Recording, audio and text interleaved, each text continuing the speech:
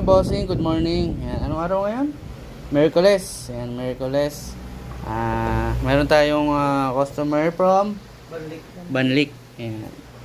Nag-abel si sir ng Q-Tech suspension. Yan. Titanium for Honda Click. Same size ng inner tube mga bossing, same height. Yan, okay. Q-Tech. So, ang tuner nito mga bossing ay si Q-Tech ng Quezon City. Alright.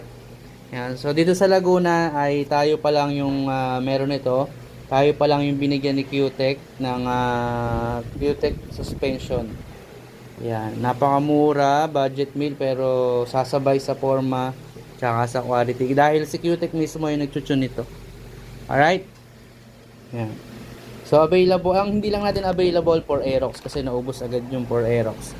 Alright, so syempre, sulitin na natin yung pagkakataon. Bossing, batiin mo na yung mga Taga Banlik sa amin. Banlik. Wala na iba? Wala na.